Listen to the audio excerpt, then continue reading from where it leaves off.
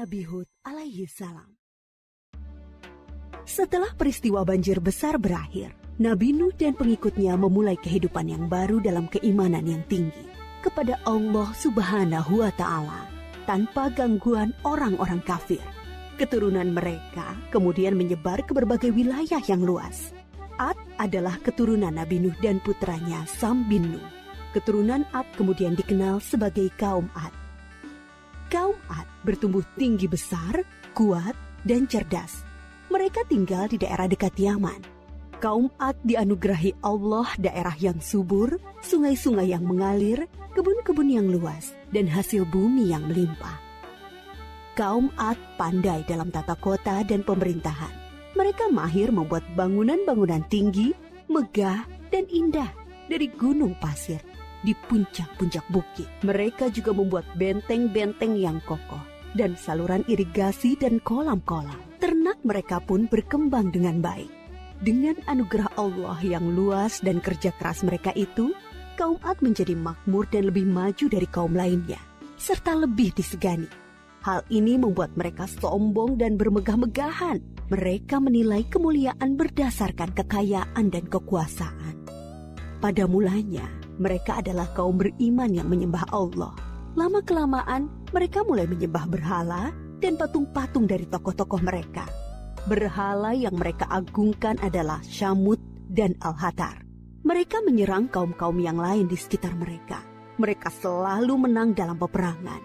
Mereka berlaku kejam dan sewenang-wenang terhadap para tawanan. Kehidupan sehari-hari mereka kemudian dipenuhi maksiat, penindasan kepada yang lemah, dan kedurhakaan kepada Allah. Di tengah masyarakat yang rusak itulah, Nabi Hud alaihi salam diutus Allah untuk menyampaikan ajarannya. Nabi Hud berasal dari keluarga kaya dan terpandang di kalangan kaum Ad. Akhlaknya mulia, cerdas, dan tidak terpengaruh oleh kerusakan kaumnya. Setelah sampai perintah Allah, mulailah beliau berdakwah mengajak kaumnya untuk kembali menyembah Allah. Hai kaumku, sembahlah Allah, tinggalkanlah berhala-berhala itu.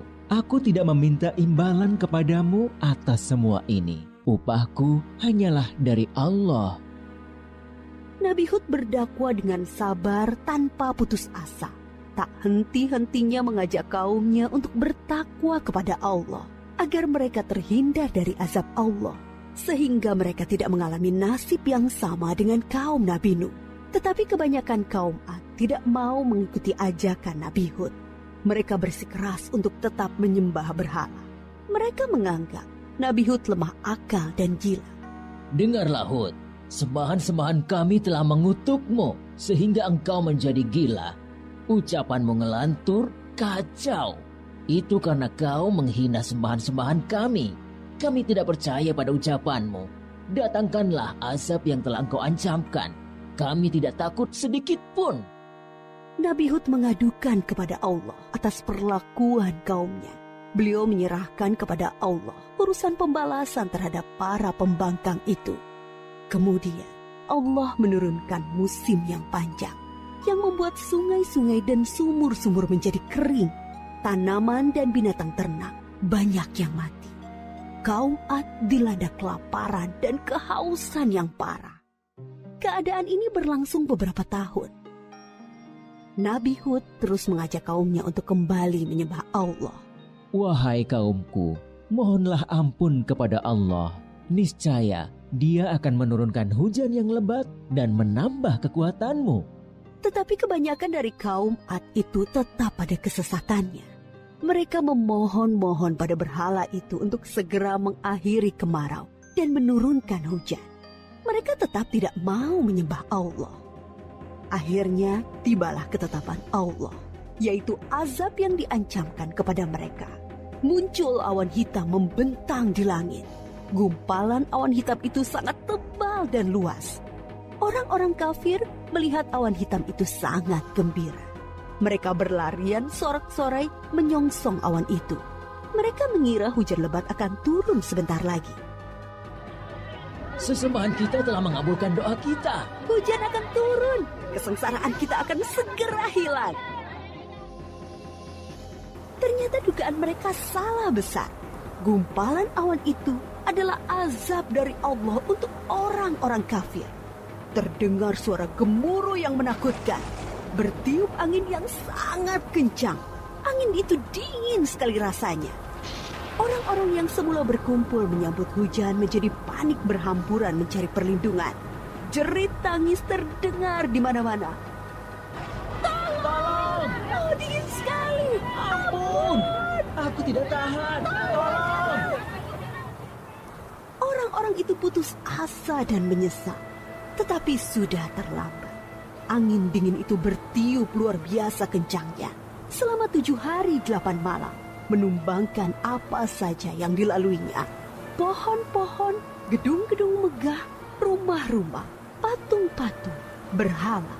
Semua rusak porak-poranda. Setelah 7 hari 8 malam, topan itu berhenti. Negeri kaum Ad yang megah telah rusak binasa. Mayat-mayat orang kafir bergelimpangan di mana-mana. Tubuh yang tadinya gagah perkasa menjadi seperti batang pohon yang lapuk. Hanya Nabi Hud dan pengikutnya yang diselamatkan oleh Allah dari azab itu. Mereka kemudian hijrah ke Hadramaut, membangun kehidupan baru di sana. Mereka hidup sejahtera dengan beriman kepada Allah Subhanahu wa Ta'ala. Nabi Hud wafat di tempat baru itu. Kisah Nabi Hud mengajarkan kepada kita bahwa kekayaan, kepandaian, kekuatan tubuh yang dibangga-banggakan kaum Ad akhirnya musnah. Kesombongan dan kesesatan kaum mereka mengundang amarah Allah. Kita harus menjadi umat yang maju dan kuat, tetapi jangan meninggalkan keimanan dan ketakwaan kepada Allah.